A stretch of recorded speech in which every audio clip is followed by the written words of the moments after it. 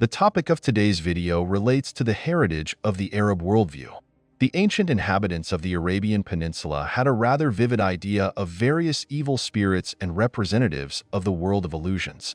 The images of these creatures have deeply penetrated literature, cinema, and other forms of art.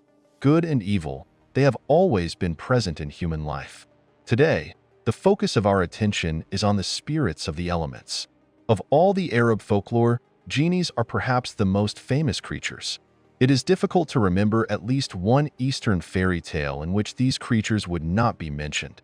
Genies are very ancient mythical creatures. They were first mentioned by the Semitic tribes of the Arabian Peninsula. During paganism, genies were revered as gods by the Arabs. The ancient inhabitants of Mecca worshipped them and made sacrifices to them.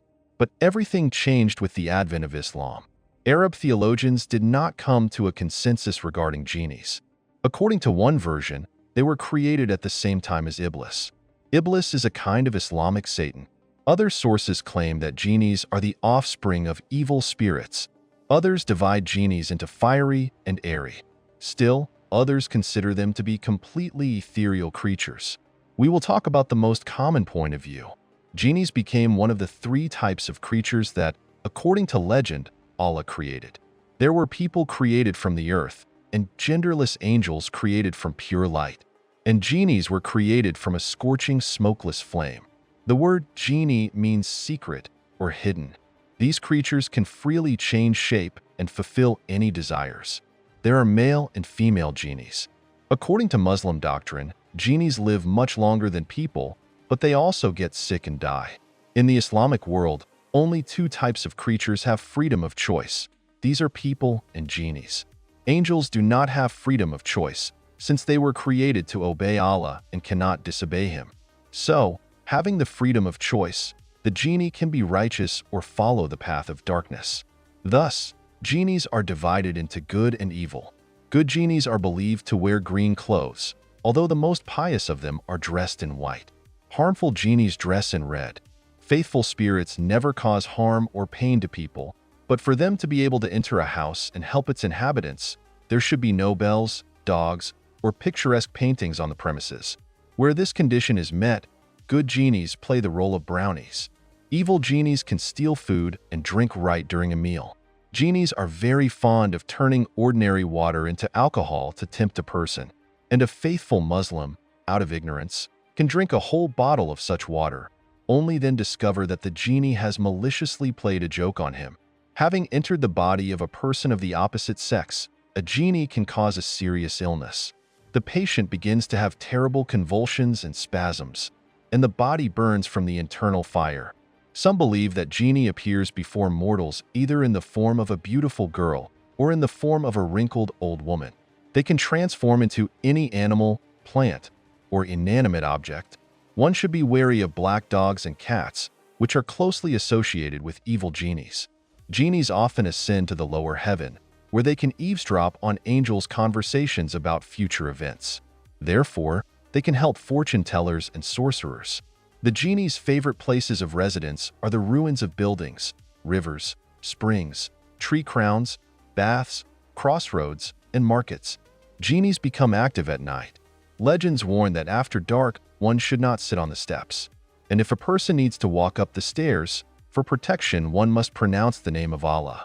At night, you cannot sweep the floor, whistle, or play the flute, so as not to anger the genies who live underground. The genies have a special relationship with such a day as Friday. It is believed that this is the only day of the week when they can wander among people during the day, and not only after sunset. Therefore, there is a belief that on the eve of Friday, children cannot be punished, otherwise they will become easy prey for evil genies. According to some legends and traditions, the genie needs a long sleep, so he looks for secluded places where he can hide from prying eyes for a long time. He can sleep for hundreds of years, so the genies choose lamps, bottles, vases, or even rings. There is another version.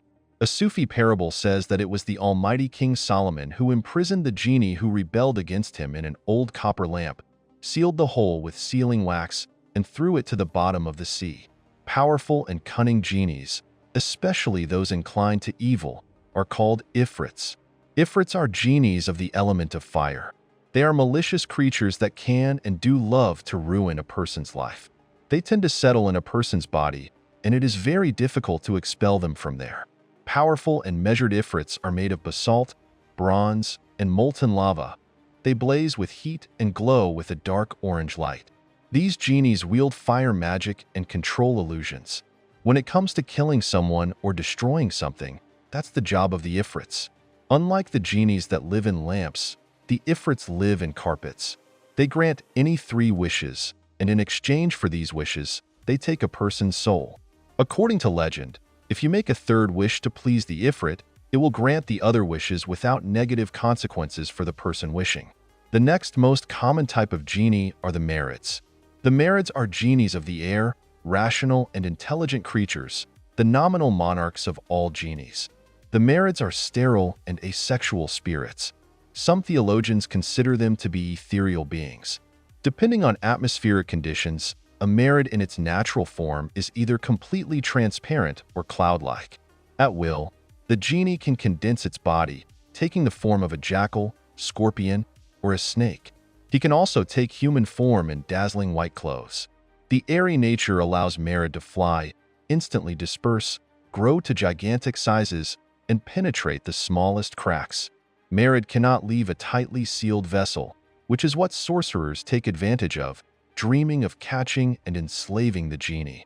Malice is not characteristic of marids.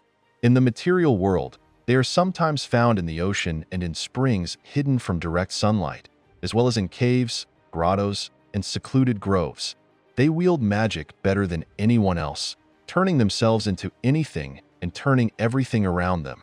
The darkest variety of genies are ghouls, creatures, usually female, who can be found among ruins or in deserts and cemeteries.